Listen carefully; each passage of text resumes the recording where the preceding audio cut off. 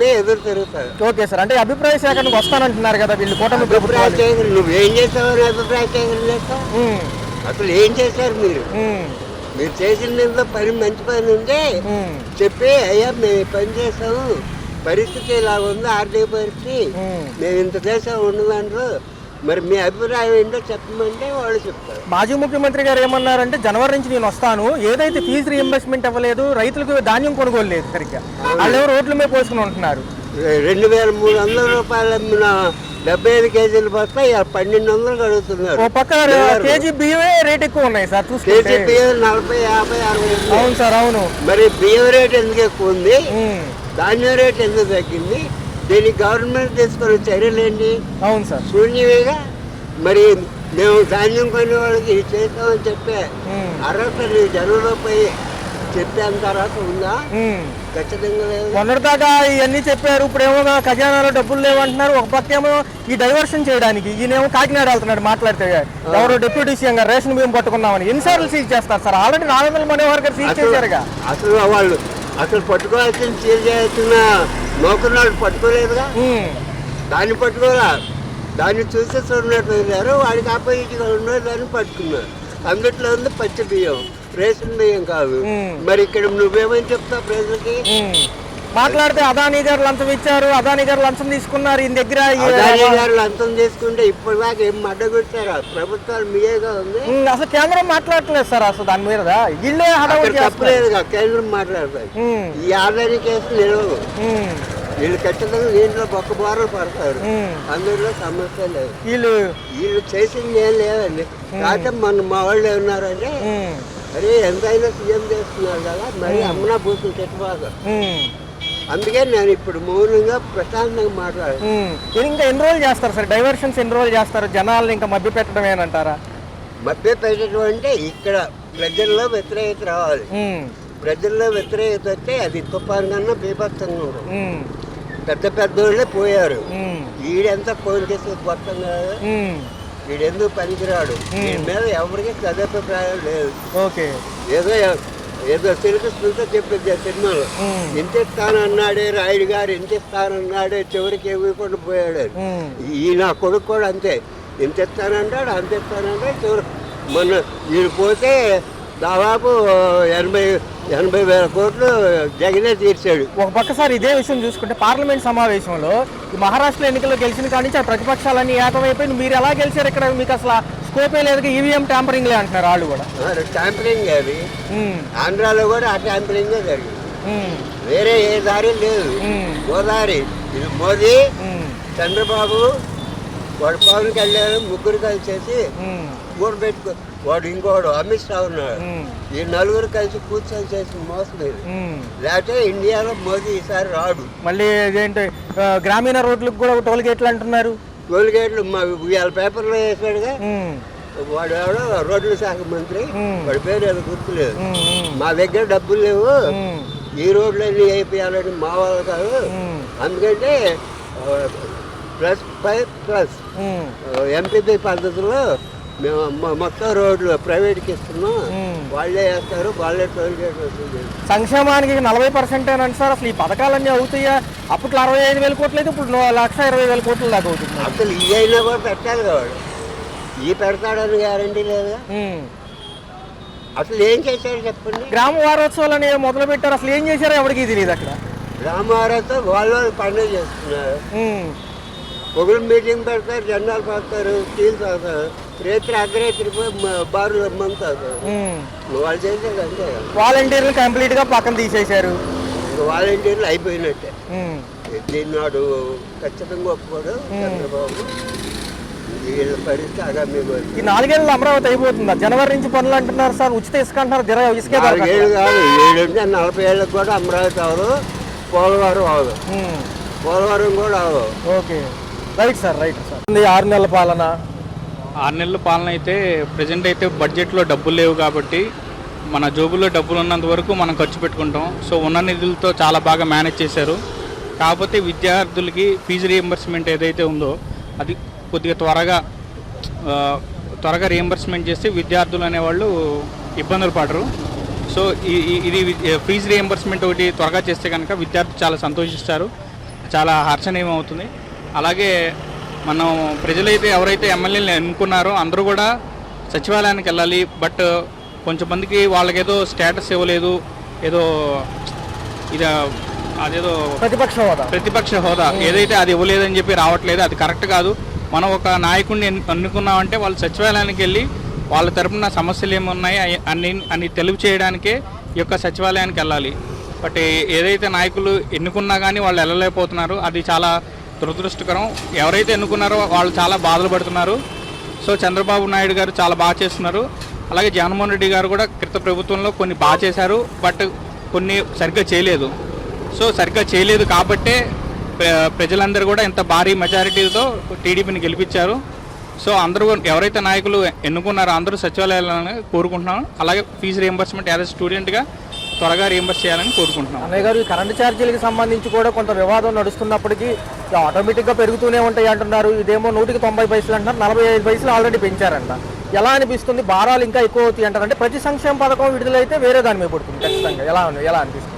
ఇది ఏదైతే విద్యుత్ అనేది ఏదైతే ఉందో ప్రతి ఒక్క సామాన్యుడికి ఒక చిన్న బల్బు కానీ ఫ్యాన్ కానీ ప్రతి ఒక్కరూ వాడేదే.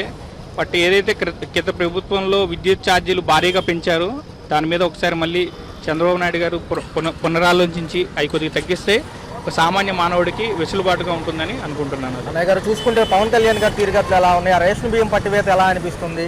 కొంతవరకు నాటకీయ పరిణామాలు అంటున్నారు మాజీ మంత్రులు. ఎందుకంటే ఆల్రెడీ నాదెండ్ల మనోహర్ గారు ఉన్నారు, పౌర సరఫరా శాఖకు సంబంధించి సీజ్ చేసిందే మళ్ళీ ఎలా వచ్చిందని వీళ్ళు అడుగుతున్నారు. ఓకే, యాక్చువల్గా మన చిన్నప్పుడు ఎన్టీఆర్ గారు రూపాయి పథకం కింద సామాన్యుడికి అందేలాగా రైస్ పథకం అనేది పెట్టారు.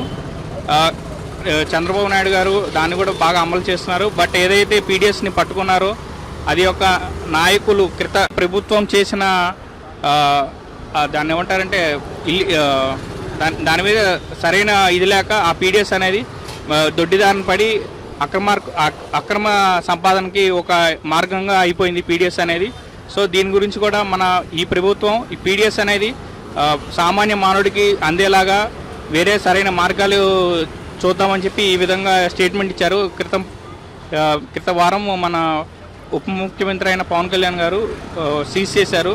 అది సీజ్ చేశారంటే అది భారీ టన్నులు, అది 1 కేజీ కాదు 10 కేజీలు కాదు, టన్నులు. అంటే గత ప్రభుత్వం నుంచి ఒక అంతర్గత రూట్ లెవెల్ నుంచి అంతర్దేశానికి వెళ్తుందంటే ఏ విధంగా చిన్న లోకల్ నాయకుడి నుంచి అంతర్జాతీయంగా వెళ్తుందంటే ఎంతవరకు ఎంతమంది డబ్బులు మింగేశారో మనం ఆలోచించాలి. ఇదైతే కరెక్ట్ కాదు. సో ఈ గవర్నమెంట్ కూడా నేను కోరేది అదే. ఇప్పుడు ఏదైతే మనం రైతు బజార్లో కొంటున్నాము 50 రూపాయలు కేజీ, ఈ రూపాయి 2 రూపాయలు పెట్టి కొంటున్నారు కానీ చాలామంది ఓటుకు తినట్లేదు. ఈ పథకాన్ని అయితే తీసేసి ఆ 50 రూపాయలు ఏదైతే ఉందో ఒక సామాన్యుడు మానవుడి అకౌంట్లో వేస్తే కనుక చాలా ఉపయోగపడుతుందండి. ఇటువంటి ఈ అక్రమార్కుల సంపాదనకి మనం దాన్ని ఒక తొలగించినట్టు అవుతుంది అని నేను భావిస్తున్నాను. అన్నయ్య గారు, చూసుకుంటే కేంద్రం నుంచి సపోర్ట్ ఈసారి ఉన్నట్టే కనిపిస్తుంది. కానీ మోడీ గారు ఎప్పుడు చూసినా ఏదైనా కేంద్రం దక్షిణాది రాష్ట్రాల మీద చిన్న చూపే ఉంటుంది ఫస్ట్ నుంచి. మరి ఈసారన్నా నిధులు టైంకి ఇస్తారంటారా? పోలవరం ఎప్పటి నుంచో వింటున్నాం. అమరావతి ఉంది, అమరావతికి 4 ఏళ్ళు పరిమితిలో డెవలప్మెంట్ అంటున్నారు. లేఅవుట్లు కట్టడాలకు కూడా వెసులుబాటు, అన్నీ ఒకేసారి పర్మిషన్ దొరికేటట్టు నారాయణ గారు అంటున్నారు. మరి ఇవన్నీ పాసిబిలిటీ ఉన్నాయా? లేకపోతే సంక్షేమం వెనక్కి వెళ్ళింది కాబట్టి రేపు 2027 జమిలీ ఎన్నికలకి ఏదన్నా రివర్స్ అయ్యే ఛాన్సులు ఉంటాయా 4 ఏళ్లలో? ఈ ప్రజెంట్ ఏంటంటే జమిలీ ఎన్నికలు అన్నారు కానీ మన చిన్నప్పటి నుంచి చూస్తున్నామంటే అది అవ్వదు. మరి మీరు ఒక మంచి అద్భుతమైన క్వశ్చన్ అడిగారు. ఏదైతే ఈ క్వశ్చన్ ఏమంటే దక్షిణాది రాష్ట్రాలకు ఓకే బీజేపీ యొక్క గవర్నమెంట్ ఫార్మేషన్లో మన పవన్ కళ్యాణ్ గారు గేమ్ చేంజర్ అయ్యారండి. మనకి ఏదైతే పథకాలు రావాలో ముక్కుపిండి అయినా వసూలు చేస్తారు, ఆ అవసరం లేదు. బట్ మన మోడీ గారు మనకి మంచి స్వచ్ఛందమైన చేతులు ఇచ్చారు. నిర్మలా సీతారామన్ గారు కూడా ఆంధ్రాకి మంచి ప్రత్యేక నిధులు ఇచ్చారు. ఇంకా భారీగా నిధులు విరాళాలు కానీ స్పెషల్ స్టేటస్ ఇచ్చే ఇదిలో లేరు. ఎందుకంటే మన రాష్ట్రాలు అనేవి కూడా ఒక్కొక్క చేయి లాంటిది. ఒక చేయికి ఒక వేలుకి సాయం భారీగా చేస్తే ఇంకో వేలు ఇబ్బంది పడుతుందని స్పెషల్ స్టేటస్ ఇవ్వలేకపోతున్నారు. బట్ ఏదైతే స్పెషల్ అయిన నిధులు కేటాయించారో అది వీలైనంత త్వరగా మన ఆంధ్రప్రదేశ్కి రావాలని కోరుకుంటున్నాను. మరి ఎలా ఉందన్నయ్య? వీళ్ళేమో జనవరి 3వ వారము, అంతకంటే ముందేమో కార్యాచరణ కలెక్టరేట్ల దగ్గర అర్జీలు ఇవ్వడం, రిప్రజెంటేషన్లు ఇవ్వడం మాజీ ప్రభుత్వాలు. వీళ్ళు 15 నుంచి అసలు పరిణామాలు జనాల్లోకి ఎక్స్ప్లెయిన్ చేసి ఇంకా ఎంత సమయం పడుతుందో చెప్తానంటారు. మరి ఎలా ఉండబోతుంది? ఒక హోరాహోరీ వ్యవహారం ఏమన్నా నెలకొంటది అంటారా? ఇప్పుడు ఏదైతే పథకాలు అమలు చేస్తున్నారో జనాలందరూ కూడా చాలా సాటిస్ఫై అయ్యారు, చాలా హర్షణీయం వ్యక్తం చేస్తున్నారు. జనాల్లోకి వెళ్తున్నారంటే మనకి ఒకటి ఏంటంటే అమ్మ అడగందే పెట్టండి అంటారు. బట్ ఏంటంటే మన ఉన్న నాయకులు వాళ్ళు అడగలేకపోతే వాళ్ళే వచ్చి వీధుల్లోకి తిరుగుతున్నారంటే చాలా హర్షణీయమే. వాళ్ళు ఏదైతే చేస్తున్నారో చూద్దాం, ప్రతిపక్షం చేస్తుందో, ఓడిపోయిన ప్రభుత్వం ఏం చేస్తుందో చూద్దాం, వెయిట్ చేద్దాం. వస్తామంటున్నారు కదా ప్రజల సమస్యల కోసం. కూటమి ప్రభుత్వం వాళ్ళు ఏమో 15 నుంచి వస్తామంటున్నారు. ఎలా అనిపిస్తుంది? ఈ కూటమి ప్రభుత్వం రావడం అనేది మంచిదే. అది ఇప్పుడు వచ్చింది కాబట్టి, కొత్తగా వచ్చింది కాబట్టి. అంతకుముందు వచ్చిన 5 ఏళ్లలో ఎప్పుడైనా ఒకసారైనా బయటకు వచ్చారా వాళ్ళు? రాలేదు. ఇప్పుడు ఎందుకు వస్తున్నారు? ఓ పక్క చూసుకుంటే పవన్ కళ్యాణ్ గారు నేడు కడప పర్యటనలో ఉండబోతున్నారు సార్. కొన్ని అంశాల మీద చర్చించబోతున్నారు, డెవలప్మెంట్ విషయాలు కూడా. మరి ఆయన అడ్డాలో కాబట్టి ఎలా ఉండబోతుంది అంటారు? అడ్డా అనేది ఏం లేదు, ఆయన అన్ని చూడాల్సిందే కాబట్టి చూస్తున్నాడు, అంతేగాని దానికోసమే ప్రత్యేకంగా రావట్లేదు. కాకపోతే అక్కడి నుంచి స్టార్ట్ చేస్తున్నాడు కాబట్టి వెళ్తున్నాడు.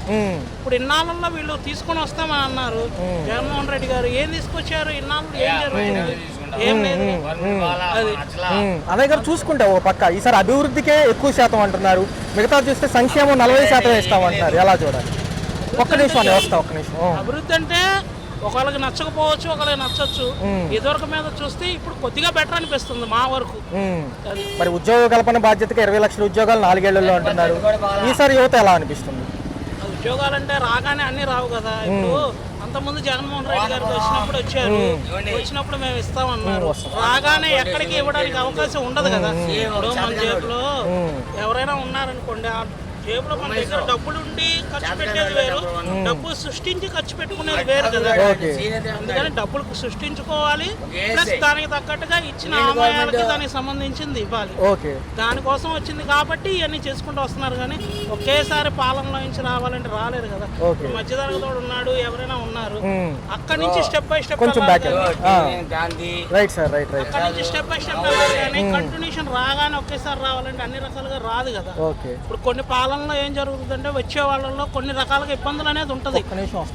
ఆ ఇబ్బందులకి ఏంటంటే కొన్ని చూసిన దాన్ని బట్టి ఆటోమేటిక్ గా అవ్వాలి. మనం రన్నింగ్ లో వెళ్తూ ఉంటాము, వెళ్ళిన తర్వాత ఒక పాలన అనేది ఏమి ఉండదు కదా, ఆ రకాలు బట్టి ఉంటది.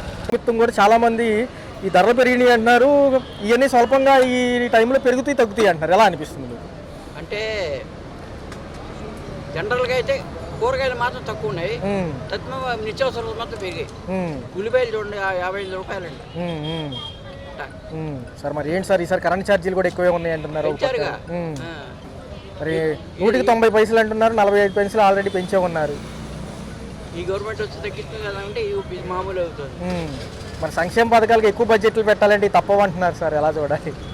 జనాల బాధ కూడా కదా. డబ్బులు ఉన్నాడు బాధ అని పర్లేదు, డబ్బులు ఉన్న పరిస్థితి ఏంటి?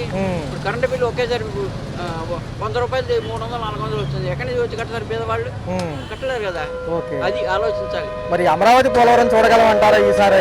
ఈ అమరావతి పోలవరం సార్ చూడగలమంటారు ఈసారి?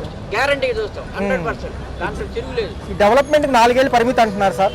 మరి మిగతా అంశాలు చూసుకుంటే ఉద్యోగ కల్పన కూడా ఉంది యువతకి. ఇప్పటిదాకా నాశనం అయింది కదా, ఇప్పుడంతా మొత్తం నాశనం చేశారు కదా పాత గవర్నమెంట్. మరి అదంతా గుర్తుకురావాలి కదా. ఒక పక్క ఉప ముఖ్యమంత్రి పవన్ కళ్యాణ్ గారు ఉన్నారు, ఆయన పనితీరులు ఎలా అనిపిస్తున్నాయి? బాగుంది. ఆయన ఇమ్మీడియట్ గా ఏ విషయాన్ని స్పందన బాగుంది. ఈ నెల వచ్చే నెల నుంచి మాజీ మంత్రులు, ఇప్పుడున్న ప్రస్తుత మంత్రులు కూడా జనంలోకి వచ్చి అభిప్రాయ సేకరణ చేస్తామంటున్నారు. ఏమేమి జరుగుతున్నాయి, ఏమేమి జరగట్లేదని ఆహ్వానిస్తారా ప్రజలు?